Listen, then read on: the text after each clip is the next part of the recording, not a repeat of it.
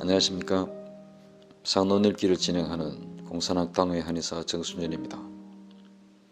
지난 시간에는 상한논 변증 이론의 핵심인 육경변증이 모든 변증의 포괄적 기반과 지침이 되는 것을 공부하였습니다.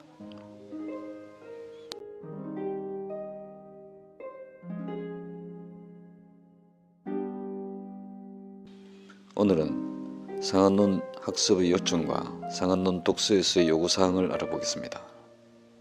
그리고 태양병 편을 시작하려 했지만 오늘 분량이 넘쳐 다음 시간부터 시작하겠습니다. 양해 바랍니다.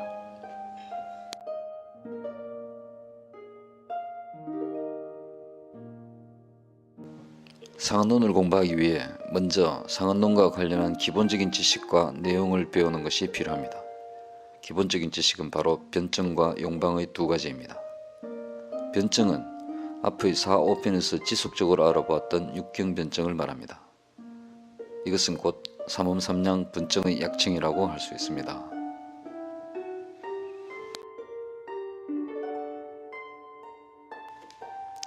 삼음삼양은 본래 음양학설에서 나왔으며 음양지계의 다수를 가리킵니다. 음양의 두 기는 대자연 천지지간에서의 기가 운용되고 변화하는 일종의 규율 또는 운행의 특징을 가리킵니다.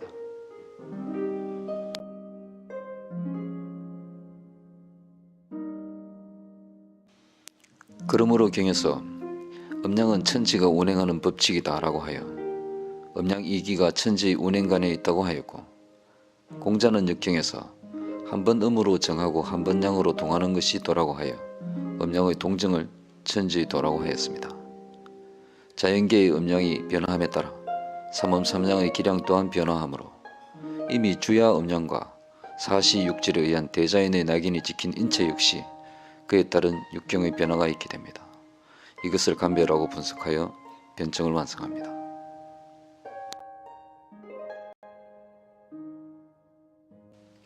변증에 앞서 한 가지 알아두어야 할 것은 삼음삼양에 대한 내경과 상한논의 개념 차이입니다. 내경에서는 쪽태양이라고 하면 방광경이나 방광부를 가리키는 것입니다. 만일 양명이라고 하면 족양명 위부나 소양명 대장을 가리킵니다. 육경명칭을 생리적 개념으로 사용한 것입니다. 그러나 상한논 중에서 만약 태양이라고 하면 태양병이며 병의 위치는 표이고 병의 성질은 양성이며 병의 추세는 외감의 초기임을 가리킵니다. 만약 양명이라고 하면 병위는 리이고 병성은 열성이고 병의 추세는 양병의 극성기를 가리킵니다. 그러므로 상한논에서 삼음삼양은 병리적 개념이어서 병의 위치, 병의 성질, 병의 추세를 포함하는 병증의 개념으로 사용합니다.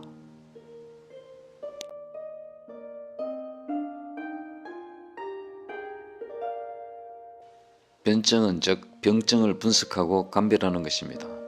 마왕행인 석고 감초탕의 조문을 예로 들어 변증의 구체적 방법을 알아보겠습니다. 63조에 발하는 후이며 계지탕류를 다시 쓸 수는 없다. 땀을 흘리며 천증이 있고 대열이 없으면 마왕행인 석고 감초탕으로 치료한다고 하였고, 162조에 공하한 후이며 계지탕류를 다시 쓸 수는 없다. 만약 땀을 흘리며 천증이 있고 대열이 없다면 마왕행인 석고감초탕으로 치료한다고 하였습니다. 상한논 중에는 천에 사용하는 마왕탕, 소청용탕, 계지가 호박행자탕, 승기탕류, 그리고 마왕행인 석고감초탕의 5가지 방제가 있습니다.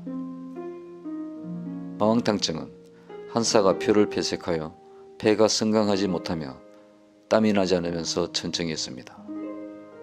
소청용탕증은 외부에 표환이 있고 내부에 수음이 있어 수환이 폐를 침범하므로 역시 땀이 없으면서 숨이 찹니다. 그러므로 본조의 한출이천과는 병기가 달라 사용할 수 없습니다. 계지가 호박행자탕 증은 풍환에 감축하여 오랜 천증이 다시 나타나거나 풍사가 폐에 옹차하여 새로운 천증이 발생한 경우에 사용하는데, 원문에 계지탕을 재차 사용할 수 없다고 하였으므로 이 방도 제외합니다. 성기탕은 양명부실증으로 양명리실이 된 후 양명열사가 폐를 침범하여 천모부도과 등의 천증이 출현할 때 사용합니다. 그렇지만 이 역시 원문에 양명열이 아니라는 의미의 무대열로서 사용 가능한 방제에서 제외합니다. 결국 본증은 폐의 열사가 뭉친 사열옹폐증이며 열로서 핍박하기 때문에 진액이 외출하는 현상이 한출입니다. 사열이 폐에 들어가 있어서 폐의 정상 기능인 선발과 숙광이 불가하여 기가 상역하며 천증이 발생합니다. 본증은 폐열옹체의 폐기 상역증으로 감별할 수 있습니다. 이와 같은 변증감별법을 배제진단법이라고도 합니다. 불과 몇 구절로 모든 변증을 완전하게 표현한 중경의 논리가 참으로 놀랍다 하겠습니다. 상한론 학습의 기본 지식은 변증 외에 용약법이 있습니다. 이를 용방사고라고도 하는데요. 변증에 이은 방약 사용에서의 사고법입니다. 소곤중탕의 예를 들겠습니다. 백조, 상한의 양맥은 삽이고 음맥이 현이면 법칙에 따라 응당 복중이 급통하는데 먼저 소곤중탕을 사용한다. 낫지 않으면 소시오탕을 사용한다. 102조, 상한 2, 3일에 심계와 번조가 있으면 소곤중탕으로 치료한다. 백조의 양맥삽은 가볍게 되었을 때의 부맥이 삽한 것이고 이것은 기혈 부족을 제시합니다. 음맥은 깊이 누른 맥이며 음맥현은 곧 맥침현을 말합니다. 이것은 소양의 기울입니다.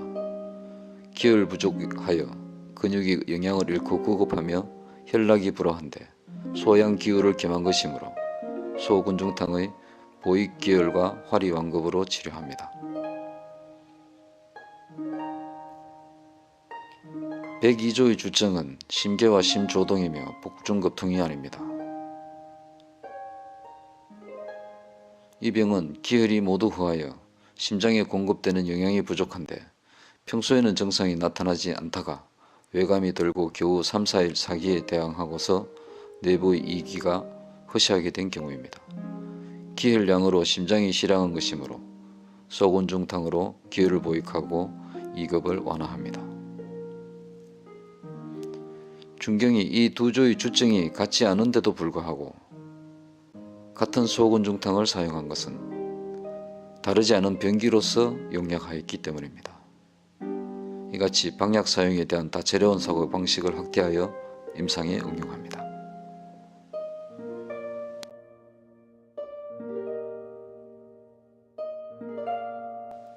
상한론 독서에서의 요구사항입니다.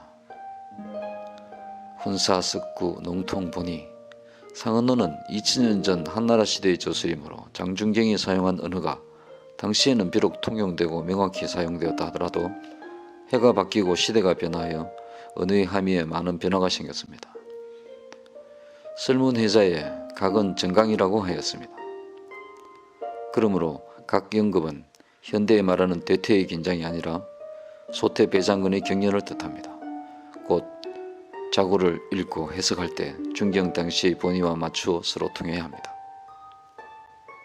숙동, 묵기, 한수거, 심.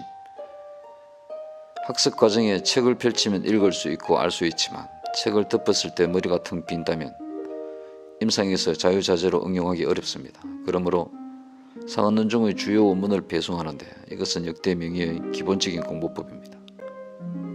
원문을 배송하는 목적과 효과의 첫 번째는 100번을 읽으면 뜻을 저절로 알게 되는 것인데 반복하여 송독하는 것은 원문의 이해를 더욱 깊게 하는 데 유리합니다.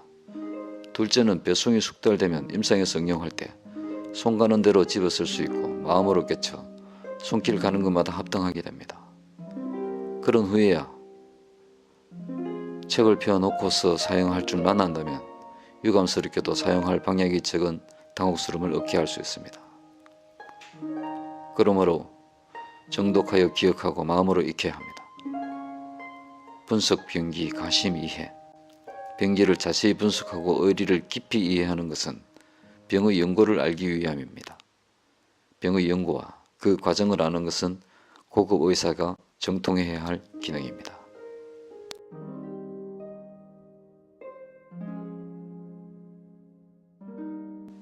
상한론 독서법의 네 번째입니다.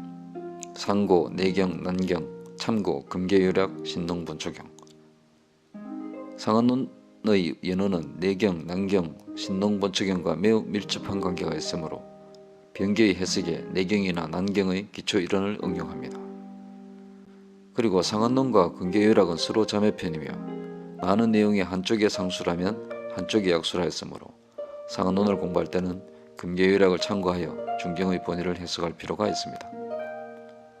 5. 귀납충길 간별 대비.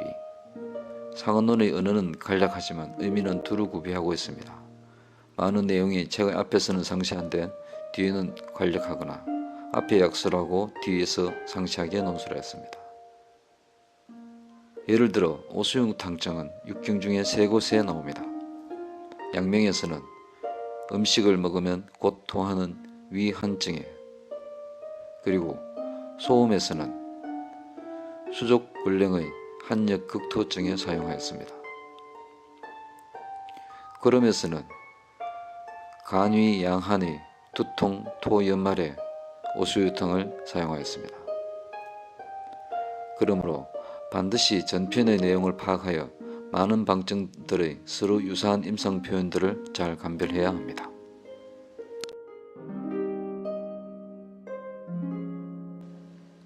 상한론 독서법의 6번째입니다.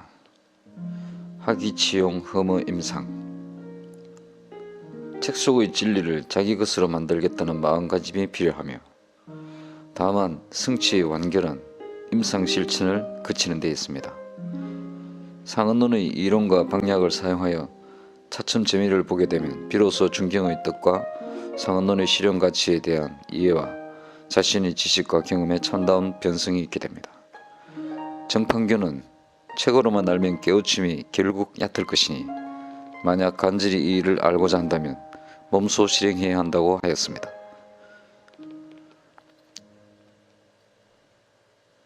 7.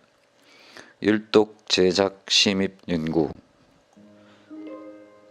1065년 출간된 송판 상한론을 기초로 하여 상한론 전체의 줄을 단 성무기의 중의 상한론으로부터 줄을 단 인은 1000가 이상이며 현대에도 대량의 연구 논문이 발표되고 있습니다. 특히 주의 상한론을 비롯하여 박유집의 상한론 조변, 가온백의 상한내수집, 우재경의 상한간주집, 그리고 현대의 상한론 중의학 고등총서 6판 등의 논제에서 임상가가 영향을 흡수하는 것은 본인의 이론과 임상 수준을 높이는데 절대로 가볍게 여길 수 없는 지름길이 됩니다. 8. 흡치, 중장, 부단, 진치. 옛사람들은 배움에는 그치는 경계가 없다고 하였고 산 지나니 또 산이 있고 하늘 밖에는 하늘이 없다 하였으니 치우치고 좁은 소견으로 자만해서는 안 되겠으며 여러 장점들을 잘 흡수하여 부단히 나아가야 하겠습니다.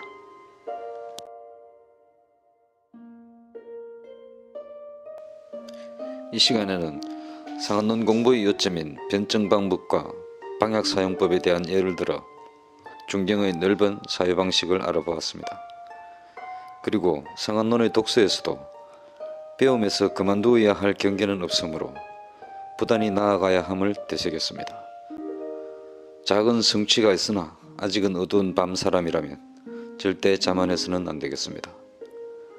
오늘 공부한 변증 방법 및 방약 사용과 관련된 의안은 뒤에 부록으로 남깁니다. 다음 시간에는 변태양병 맥증병치 제1편을 시작하겠습니다. 오늘은 이만 마칩니다. 감사합니다. 안녕히 계십시오.